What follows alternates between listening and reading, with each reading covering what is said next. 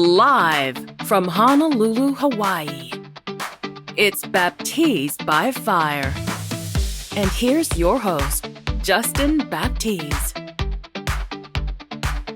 Welcome back to another episode of Baptiz by Fire, Conversations with Justin, where we dive into the stories, struggles, and triumphs of our incredible guests. And I'm your host, Justin Baptiz. And we are here with a very special guest, and this athlete just completed her junior season at UC Riverside playing for the Highlanders, and she put up impressive numbers. Team went to the Big West Conference tournament and did remarkably well this year.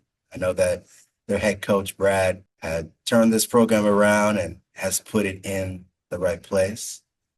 But Maya Chocano is officially in the NCAA transfer portal, so we'll get into that and dive into her basketball career. But how are you? And good to see you. Yes, good to see you too. Thank you very much for having me. I'm good. I'm just enjoying the off season here in California. Yeah. What's it like during the off season right now for you? I think it's a little bit different because I'm transferring, but it's a lot of my own workouts and then working out with my teammates. Just getting in the gym, just doing things rather than a structure. So it's a lot of I would just say discipline and just staying on it. But you learn a lot now. Yeah, you mentioned about transferring. Obviously, the NCAA transfer portal opened up for not only just the women's sports, but also in the men's sports as well, too. So what ultimately led you into the decision of wanting to enter the NCAA transfer portal, and what are you hoping for in the next opportunity? I would just say I did my 3 years at UCR and I absolutely loved it and I love playing under Brad and I love California, I love the school, but I do think I want to make a change. I'm comfortable here and I don't think you can like just grow under comfort. Like I want to be pushed somewhere else and that's really what I'm looking for, just to grow somewhere more my last year and just experience something new and maybe play a little bigger of a school. Now, when we talk about just the NCAA transfer portal and you wanted to transfer out of UC Riverside, as you're going through the process, what will matter to you when choosing your next school, not only just on the court, but also off the court as well? I definitely want to say around the West Coast. That's definitely a big thing for me. I love the location here. I love the weather. And then team culture is big for me. I think the vibe of just the coaches and the girls is like, it's going to be a really big thing for me because I just think the team that likes each other and has the best chemistry is going to win. And I want to be on a winning team and I want to contribute to that. Now, when we talk about just not only just the team environment, the team culture, or the coaching style, what do you feel will bring out the best in your game? I would say a coach that obviously really believes in me, but is gonna push me and is gonna yell at me to do better, but also take the time to talk to me off court, to go over film, and just really have those conversations like one on one. I think that goes a really far way with me. Now, when you initially were coming out of high school or whatnot, what ultimately led you to UC Riverside? Honestly, it was my only West Coast offer, and I just wanted to go far from home. So I was like, okay, let's do it. Like, I've never been to California. I've never really been anywhere past like Chicago. So I was like, okay, like let's take a chance, let's see. And obviously the high academics, and I really liked Brad and then Coach Sean LaBeouf, who is no longer at UCR, but I like them both a lot. For a new fan base that would be getting introduced to you, how would you describe your playing style when you're on the court? I would say I take pride in my defense. I love to defend. I love to take the best player, and then I'm a shooter. Like I know I'm gonna knock it down if you give me an open shot. But I would say those are the two things that I hang my hat on. And as far as that is concerned, when you're on the court, when you're playing basketball, what allows you to really thrive and be effective? I would just say just having fun. Nothing beats having fun on the court. You can't take it too seriously. Obviously, you want to train hard and stuff like that, but you just can't beat when you're having fun with your teammates and stuff like that. And I just think I had that this year with mine, and I'll always miss it, but there's opportunity for more.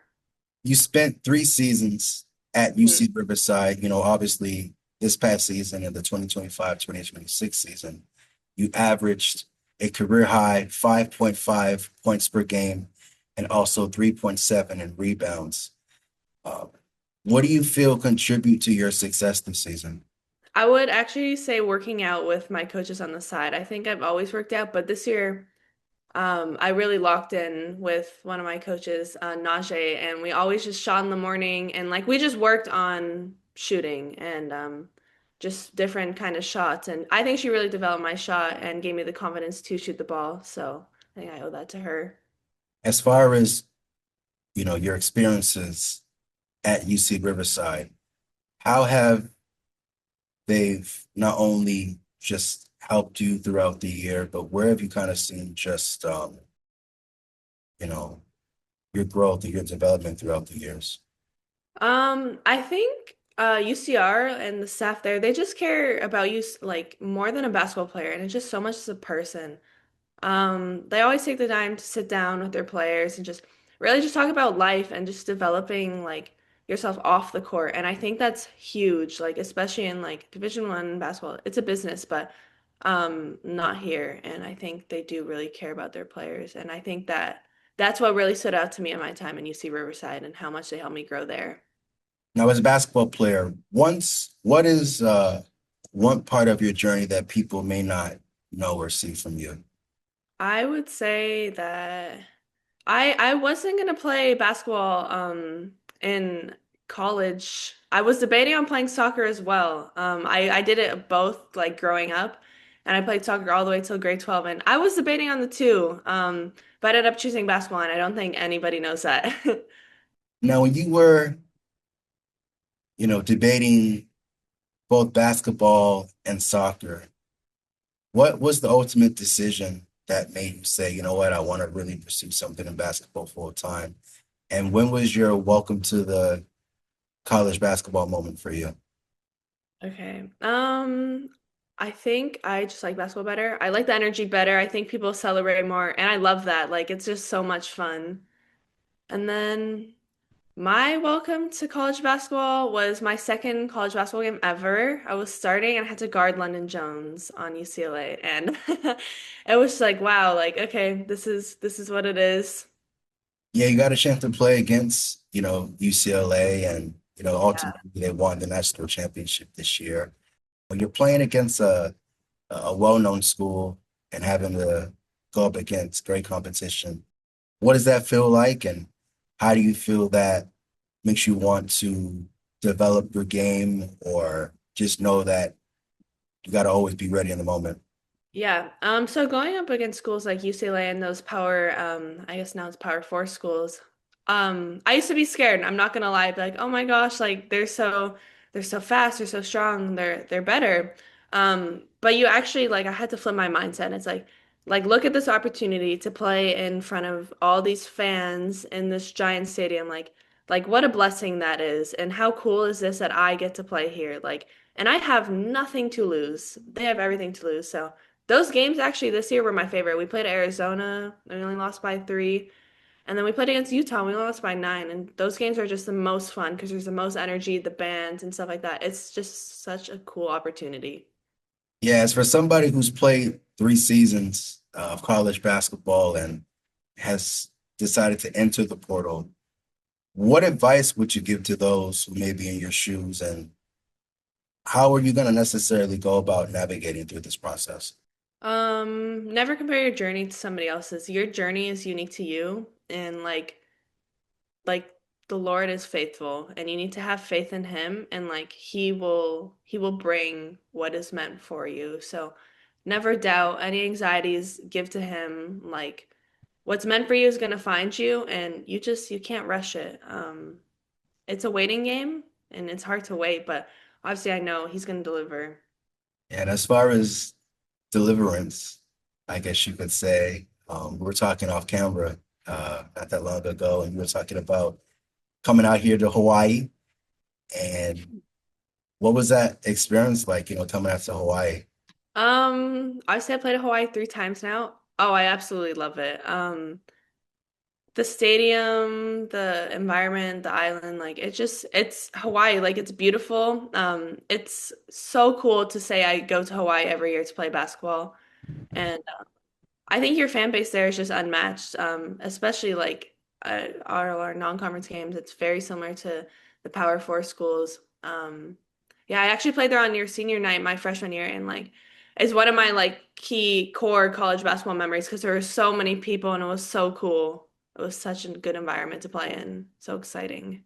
Now I know that you mentioned the West Coast as being uh, possibly a place that you might want to go to in the future as far as your basketball career stands. But would Hawaii be in consideration of a school that you might want to attend next? Yeah, Hawaii would be actually. I think it's just I love the environment there. And I love nature and I think it's just such a cool balance of just having basketball and then just the island. It's so beautiful. Now, looking back on your basketball journey, what are some memories in basketball that you're going to cherish the most so far in your career? One of them is definitely going to be playing there my freshman year on that Hawaii senior night. Again, the game is recorded, but I'm always going to remember that. There was just so many people and it was cool. Or I would say probably playing at Arizona this year. I had a pretty good game, and there were so many people. It was so cool, and we only lost by three. That's crazy for UC Riverside to compete like that. So those are two games that I would really say really stood out to me. Yeah, and speaking about Arizona, I had a chance to watch that game against you guys. When you guys were playing against Arizona. Um, Maya Chocano from UC San Diego was on the Arizona sideline. So, what was it like to be playing against, tough competition like that? They're good. Obviously, they're a newer team, and Samaya is an amazing player. And she did a great job. But their whole team, new but strong, solid, and like fierce competitors. It was just tough. They're tough, like obviously they're bigger, stronger, but what's there not to love about it? It's a challenge. And again, like we have nothing to lose as a mid-major. Now, as you navigate your next stop in your basketball career, what is something that you want to prove? What is something that you're still hungry to prove in your basketball career or as yourself as a player? To prove, I would say just being confident in myself and keeping that confidence throughout the season. I think every year start really hot and stuff like that. But as the season goes on, it's so easy to get in your head and to look back on games. But just proving, and it's not even to prove to anybody else, to just to prove to myself like I am who I am and like I can play this way. And it doesn't have to dip from game to game and stuff like that. Like, no, I am me. I am this all the time, not just some of the time, not just when I'm feeling good. So I think it's more to prove to myself this year, and I want to have a really fun year for my last year. And knowing that, as far as just how far you've come in your career, is there anything that you wish you would have known when you first started out in your career in basketball? Oh my gosh, there's so much. I would say I wish I knew more about the college recruiting process and how to get there in the pathways because again, no one's pathway is the same, but there are just little things here and there that's gonna help you. And knowing like when you're talking to schools, like, oh, is this for me? Or are they just talking to me? Like, is it worth my time and stuff like that? Just so much time could have been saved and so many hopes and stuff like that. But again, it's something you learn along the way, and it's like it's cool because I know now and can help people in the future and probably help my kids. Yeah, in regards to that, how do you feel like that's challenging, especially with the way that the NCAA is now with the transfer portal and just knowing how it operates now? Like, how do you feel that's a challenge these days? It can be hard because like obviously you're just hearing from like schools and like some schools like it can almost feel random. It's like speed dating. You have to get to know these schools as fast as you can, and they want to get to know you. And I can't even imagine on their end how many athletes they have to talk to. But like just taking notes and after every conversation, it's just been really important for me. I didn't think I did that my first time out of high school, and I was just here picking from my brain. But I think I really know what I want now, and it's making that process a little easier. You just have to be very confident and clear on what you want, and same with the school and what they want from you. You're from Toronto, Canada, from the East Coast, and let's talk about that. You're from Toronto, Canada. What's the basketball culture like there? And I guess how has it shaped you in your career as the person that you are today? Mm. Basketball in Toronto is huge. It's part of the culture there. It's something everybody like gets in on, even if you're not playing it. Like people love to watch it, and we have in Toronto, like I would say, all the high level basketball players from all over Canada come to play there because that's where all the best players are. Um, it just shamed me because it just shows you like you have to compete and there's just no time to like waste.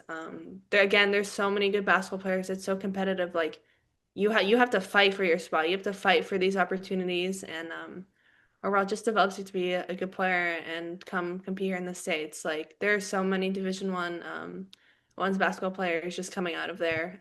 It's just very insane actually and the growth of it all these amazing players like yeah. Yeah, what makes the international basketball landscape different than the US? I wouldn't say oh well obviously the rules are a little different. This is some American rules. There's some rules some that are a little different here that you have to adjust to like something about traveling. I don't even know now because I've been here for so long, but we play FIBA over there. And then I would just say the style in America is just it's way more aggressive. And adjusting to that in the American style was definitely a challenge at first.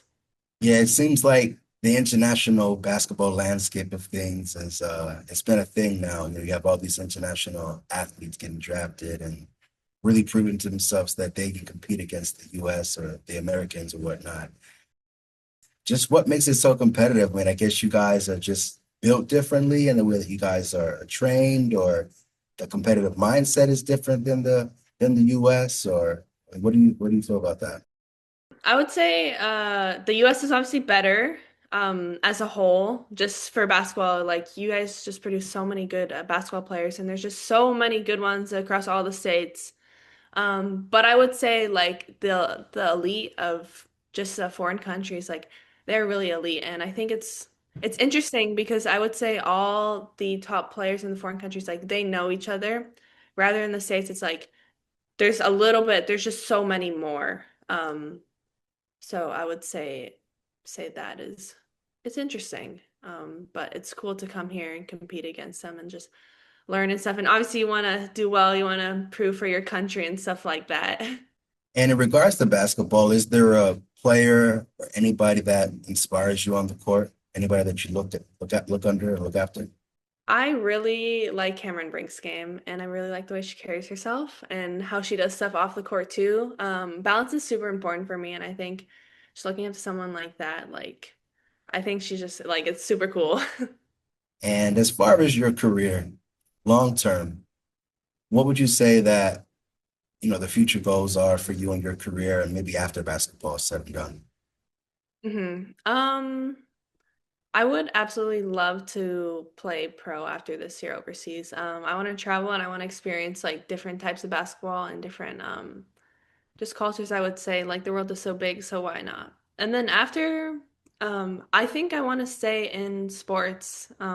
Even in this off season now, I've been saying to my teammates, I'm like, wow, like I think I need to stay around sports for the rest of my life because it's something I'm really passionate about. And I think just passing on my knowledge to what I've learned thus far and will continue to learn to onto the younger generations, like I think that's a meaningful way to make an impact for me.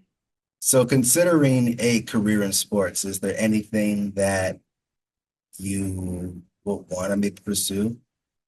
Maybe like being an agent, being a doctor, being in management, like what in sports would be something that you might want to consider doing for the future? I'm not really sure yet, but I have thought about like media. Like I think it's really cool just to be around the environment and just get the players that deserve it, like their flowers, I guess. I like it. That's awesome.